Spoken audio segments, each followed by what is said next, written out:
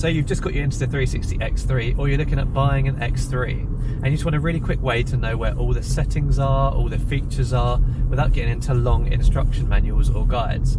Well, you've come to the right place. In this video, we'll be going through all the settings on this camera and all the menus, so you know where everything is ahead of time.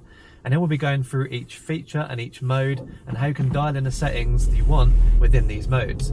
We'll also be going through the phone app and how to control the camera through the phone app as well. So let's get into it. Okay, so we're in the studio and let's get straight into it. So I'm just going to turn the Insta360 X3 on by pressing the on button on the right hand side here. It takes a couple of seconds to start up, and then once it's started up, we'll have the home screen. Now this screen is like your 360 screen. We're on video mode at the moment, you'll notice. I'm just going to go through some of the things that you'll see straight away. On the top left is your SD card space, so it shows I've got 29 minutes left of 5.7K 30 frames recording. On the top right is your battery level. On the bottom left is the mode you're in, so if I was to tap that, I could then switch between different modes. And next to that is the settings you've got within that mode. So I'm filming in 5.7K at 30 frames per second. We'll get into some more of those settings later. Finally, this button on the bottom right just switches between lenses. So you'll see that switches to the back lens and that switches to the front lens like that. Now you can actually tap and hold the screen, and then you can move it around to show the angle that you want. And then once you're done, you just press the cross there. But if you then go and tap the bottom right button again, it's just going to center it to whatever the lens is facing still. So like any small cameras with small screens, the best way to navigate it is to swipe from the edges of the screen. So you'll see if we swipe from the top edge here, we have all the settings. If we swipe from the right edge, you have the sort of exposure and picture profile settings there. And if we swipe from the left edge, you have your preview window. In terms of the button controls on the actual camera itself, we have a record button on the left, which just starts and stops recording, pretty simple. On the bottom right, we have a little button which by default switches between your different lenses. So we've got the inner lens now, so we're just recording one normal 16:9 image. Switch to the outer lens like so, and then press it again to switch back to 360 mode. So a really easy way to switch between 360 modes and the single lens modes. And on the right we have the Q menu button. Now this brings up your quick menu.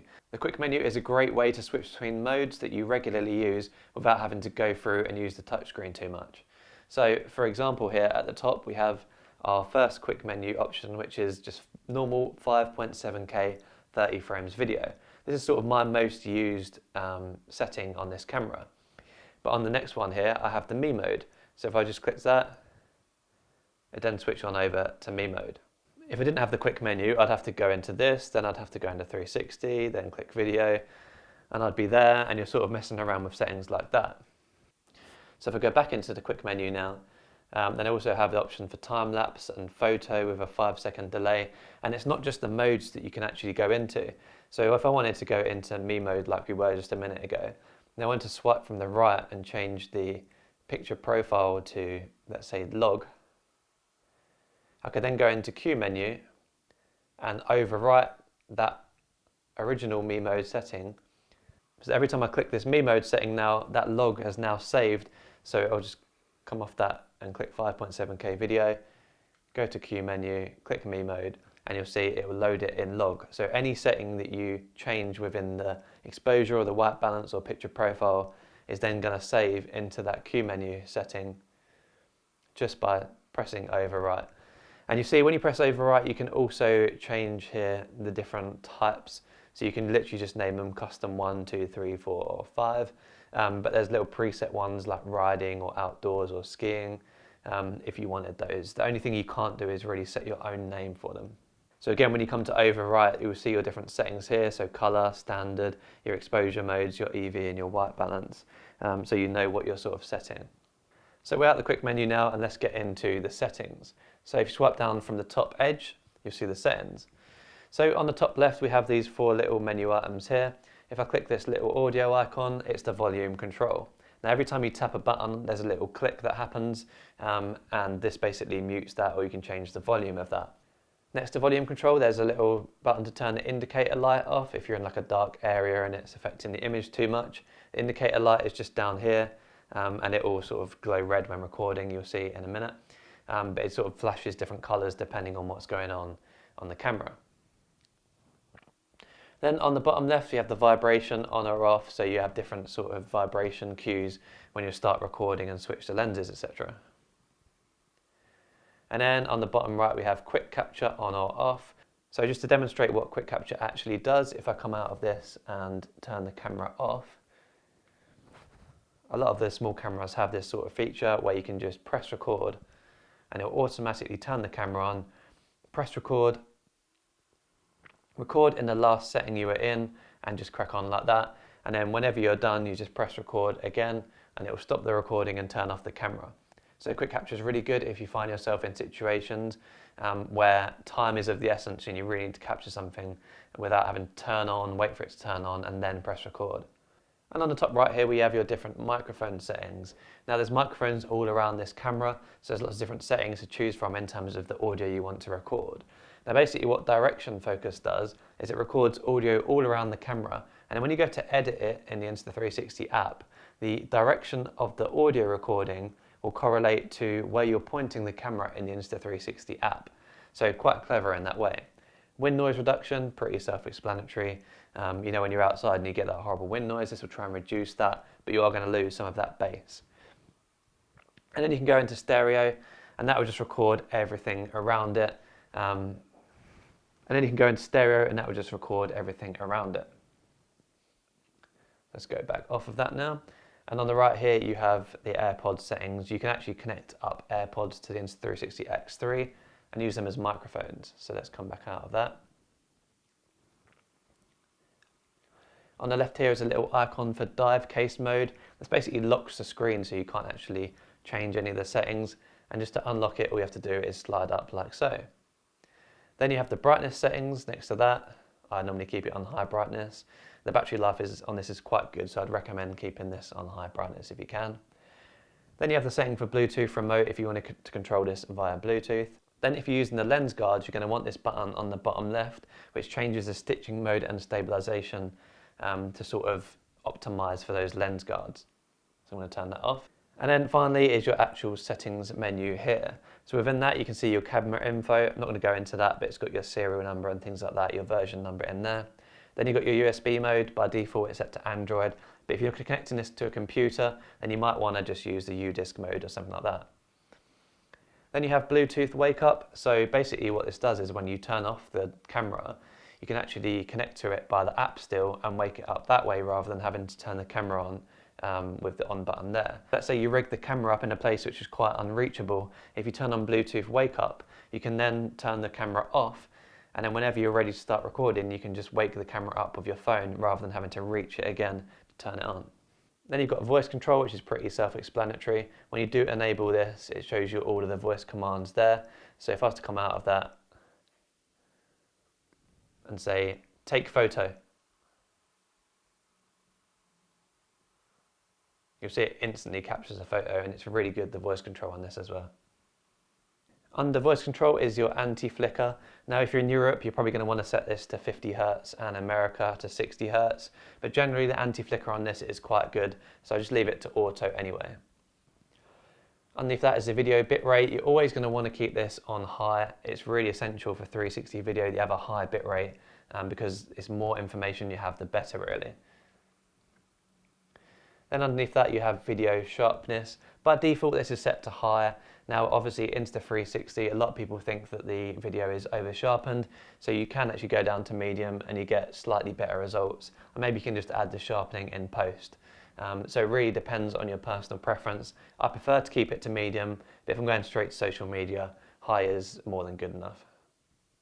Underneath that is the external mic gain, so you can actually connect other microphones to the Insta360 X3.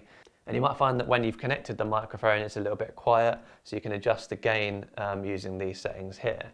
What I do recommend if you're plugging in a microphone to this is adjusting any volume settings on the actual microphone itself before you go into this menu and start adjusting in here, because usually the preamps in those microphones are better than a camera like this.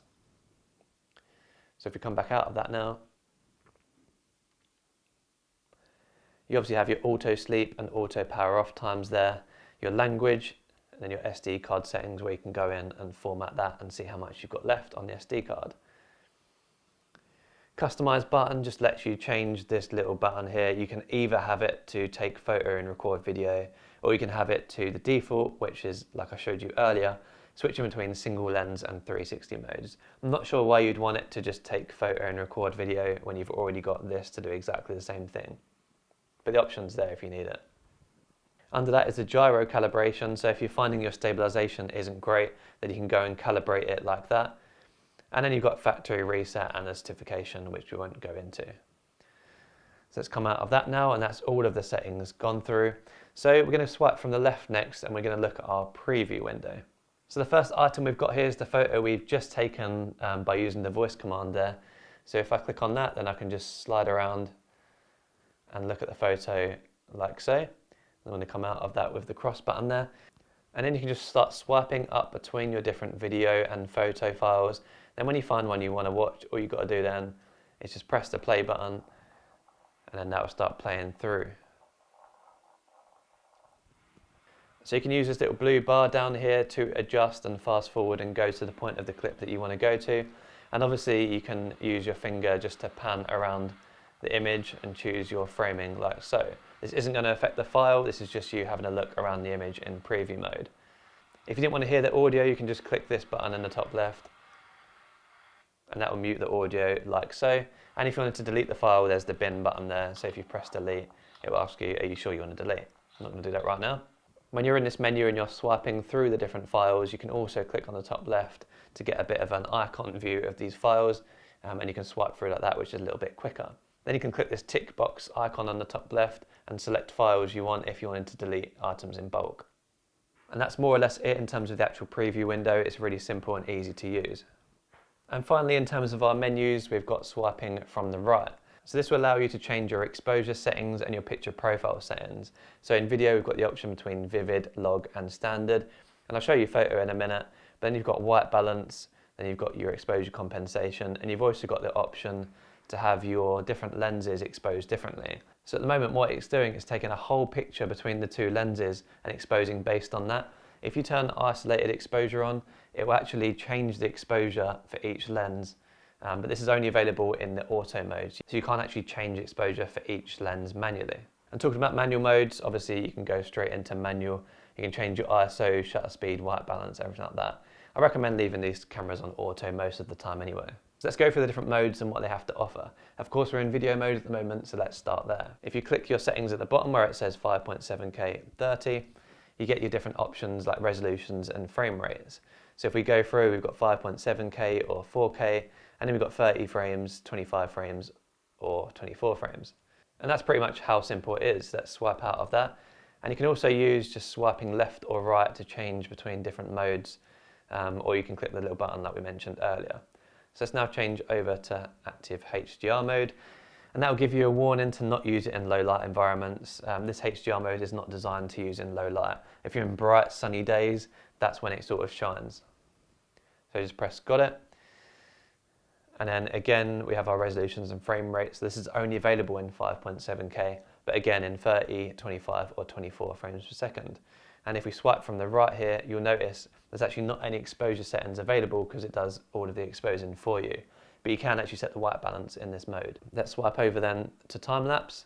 And what Timelapse is doing is basically taking a photo every few seconds, but then combining it all together into a video file for you.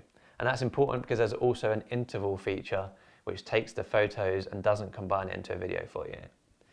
Let's go to the bottom here, and you can see the maximum resolution is 8K, but you can go down to 5.7K if you really wanted to. And then again, you can choose your frame rates between 30, 25 and 24. But you'll notice there's another button at the top, and that's the interval in which it's taking the photos. So you can change this anywhere between 0.2 seconds to 120 seconds. So obviously if you're taking a time lapse of a whole day, for example, you're probably going to want something more like 120 seconds, like a photo every 2 minutes. But if you're taking a time lapse of something short that's happening, which only lasts maybe half an hour to an hour, you're going to want somewhere around 4 to 10 seconds probably. You can play with these settings and see what suits you best. So let's come out of that now. And again, if we swipe from the right, we have the options, the same options for video. We have log, standard or vivid. And that's because it's creating a video for you, so we have the same options available to us as we did in the video modes. Let's switch over to the next mode then, and we've got time shift. Now time shift basically records the video, speeds it up, adds some motion blur, and you get a really cool effect of time moving really quickly. This is available in 5.7K, again at 30, 25 or 24 frames per second. And as this is a video, it has the same options as video in terms of exposure and profiles. Moving on to the next one then, and that's bullet time. You've seen it before with the bullet time stick where it swings around. And this is only available in the slow motion mode, so you've got 4K 120, or you can go up to 3K at 180 frames per second. 3K is going to be significantly less quality though here. In time shift mode, you'll notice if you go over to exposure settings, there's no option to do it in manual. I think probably it's doing a lot of processing as it is, so it wants to do all of this for you. But again, you can change the picture profiles if that's what you want to do. Let's moving on to the next one, and that is loop recording. So what loop recording is going to do is going to take a video of a certain length, which you can choose by clicking here and changing the length here. And if you go to 5 minutes, it's going to take a 5-minute video. After that 5 minutes, it will then take another 5-minute video and overwrite that. So let's say you want a 5-minute video or something, but you don't really know when to start recording. If you use this loop feature, you can just record completely without filling up the SD card and just keep recording until you get the 5 minutes that you want, and then you can keep that 5-minute file. I hope that makes sense. And in loop recording, you have all of the same settings here as you do for video recording, including manual controls. Let's move on over to the next one, which is Timelapse. Timelapse is pretty much baked in. It's not something that I use. If you've watched my tutorials before, I always sort of skip over it. It's available in 18 megapixels. There's no timer, but you can go in and dial in some of the settings if you wanted to, like your white balance, your ISO and your shutter speed, or you can just let it do it for you. Switch on over then to burst mode. Now burst mode is very similar to photo mode, which we'll get into in a second, but what it's doing, it's taking 9 photos instead of just the 1 photo. That's available in 18 megapixels, and you can change the timer anywhere between 3 seconds and 15 seconds. So while we're on one of the photo modes, it's actually useful to show you, if you swipe from the right here, similar to the video modes where we've got different picture profiles, you also have that in photo, but there's some different options. You've got the standard INSP file, which is basically your Insta360 file that you can put into the studio and you can reframe. Then you've got the same thing plus RAW. So this is basically, again, another 360 file, but it's a RAW image, so you've got a bit more flexibility in the color grading options. And there's one more profile option which we'll go into a bit later. So let's swipe back out of that and swipe into interval. Now interval is very similar to time-lapse like I mentioned earlier, but interval's actually giving you the photos to work with, so you're going to have to put the time-lapse together afterwards in post. If you click on the settings for interval, you've got 72 megapixel or 18 megapixel photos, and you can obviously change the interval in which it takes the photos as well. Now, whereas with the time-lapse feature, we had all of the different video picture profiles, with interval, we've got the photo picture profiles. So you've got INSP plus RAW there. This is again because it's actually taking individual photos and not combining them into a video for you. And let's swipe again from the right, and we get to HDR photo. Now basically what this is doing is every time you take a photo, it's taking a few different photos at different exposures and combining them together for a high dynamic range image. If you click on the settings, this is only available in 18 megapixels because obviously the processor's got a handle taking as many photos as possible. So I guess that's why it's not the 4 megapixel count. And you can also set a timer down here at the bottom. Now to change the settings for the HDR mode, weirdly it's not in here, it's in your exposure settings. So if you swipe on over to exposure settings, you have your bracketing here, so this is how many photos you're actually going to take. You can choose between 3, 5, 7 or 9. Obviously the more photos you take, the more information there is to work with, but I don't know if there's necessarily a huge advantage to taking 9 photos in a HDR photo. So let's come back out of that and go on to the next setting, which is just your regular photo setting. And if we click this, we've obviously got your megapixel settings, so it's 72 and 18 megapixels again. And you've got your timer at the bottom here as well. And if we swipe from the right, I'm going to show you the last color setting here. So like before, we've got the INSP plus RAW, but this time we've got a pure shot as well. Pure shot's basically editing the photo for you. It's adding some vibrance, some saturation, making it really social media worthy. So if you're just going to be posting it to social media, pure shot might be the option for you.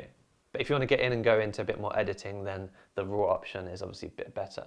And that's all the 360 modes, but if we go back into the mode switcher again, you'll notice a tab on the top right that says single lens. If we click that, we obviously have your usual photo, video and loop recording as we mentioned earlier, but you also have an option for me mode. So me mode is designed for use with the invisible selfie stick, and basically what it's doing is it's taking the bottom part of this lens and the bottom part of the other lens behind, and only showing us the image down here. So basically when you're holding the stick, all it's going to do is it's going to point towards you pretty much the whole time.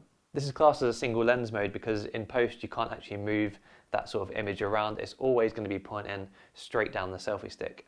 So me mode is only available in 1080p unfortunately, but you can film at 60 or 30 frames per second within this. And you'll notice in these single lens modes, if you go up here, you can change between 16:9 or 9:16. So you can go straight into portrait and you don't have to do something like that afterwards in post. On the top right, you also have different fields of view. So you can change between max, action, ultra, wide and linear.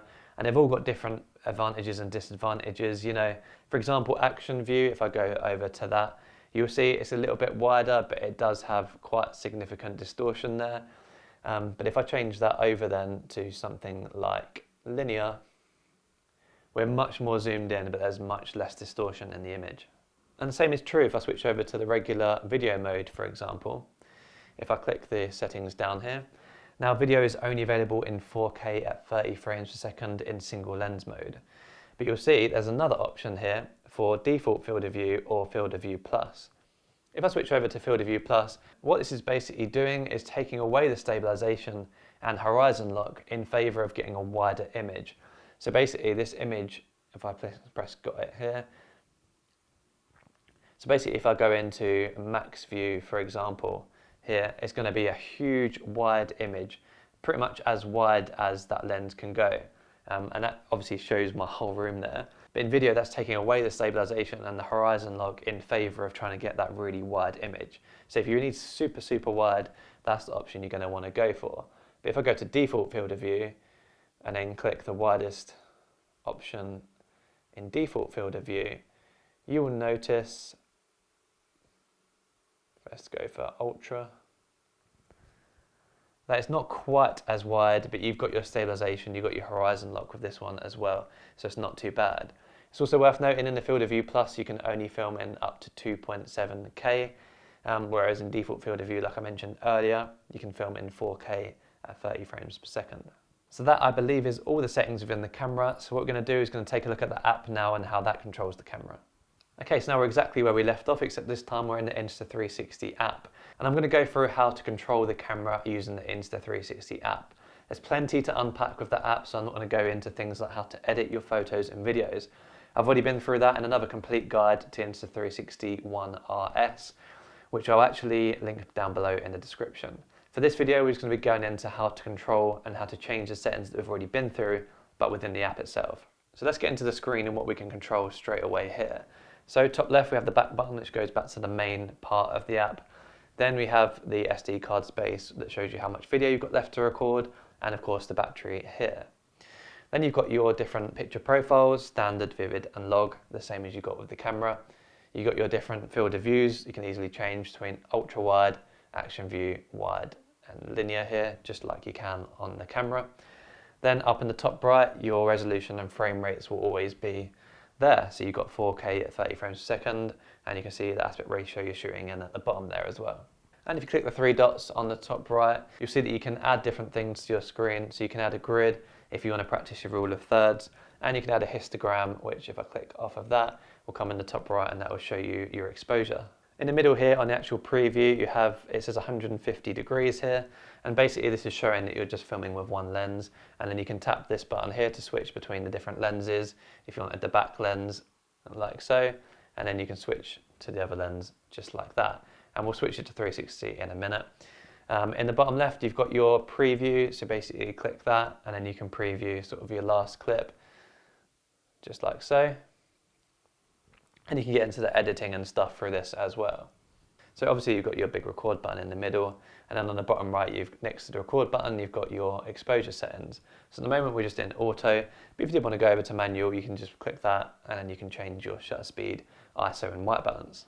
At the bottom is going to be all your recording modes for the sort of lens mode that you're in, whether it's single lens or 360. But if you don't want to keep swiping between them like this, then you can actually click the three lines in the bottom, and it displays all the modes in a simple view like this. So let's switch on over then to 360. So now we're using the 360 camera, and as you'd imagine, you can just pan around like this. It's not like the camera where you have to sort of hold down the screen and then you can pan around. You can just do it at any point. So let's go to the video mode like we were in before. And you'll notice there's one more setting here. This little plane icon is the FPV mode. What it basically allows you to do, if I click this, is it will point the cameras both upwards. So it's similar to the Me mode where it points the cameras both downwards, but this time what it's doing is pointing upwards. So using video mode with both lenses pointing upwards, you can sort of fly through objects, pause it, and then come around the object and start the video again, and it will sort of stitch it together to make it look like it's a sort of FPV drone that's flying through something. It's quite interesting. I've never got it to work in the way that I would want it personally. Now on some modes, for example time-lapse, you'll notice there's an extra setting next to the exposure setting, and this is just to change any settings that are mode specific. So for example, this time it's interval duration on the time-lapse that changes the interval of taking different photos, and on loop recording you'll see that it just shows the different loop durations there as well. And another handy feature that the phone also gives you that you can't do straight within the camera is the live mode. If you switch over to that, then you can go straight into Facebook or YouTube and live stream your camera. And that's pretty much everything in terms of how to control your camera through the phone. I'm not going to get into how to edit videos and photos. There's so much you can do within this app, but I have been through it in a previous tutorial for the Insta360 One RS, which I'll link in this video and also down below in the description. So be sure to check that out if you want to get more into detail on how you can reframe and edit your 360 footage. I'm also planning on doing a video entirely on the Studio at some point. The Studio app for Mac and PC is just so powerful in terms of editing and reframing this 360 footage. So I think that'll be really handy. So subscribe for a video like that, which will be coming soon. And that's it from the guide. I hope you found it useful. Now you can dive straight into the camera without having to worry about reading instruction manuals and such. Like I said before, if you want to find out more about the app and how to edit some of the 360 videos within the app, I've also got another video on the Insta360 One RS guide, which actually has more information about how to edit some of the videos in the app and also in the Studio app on the Mac and the PC as well. So go and check that out with a link in the description. Thanks for watching, and I'll see you in the next one.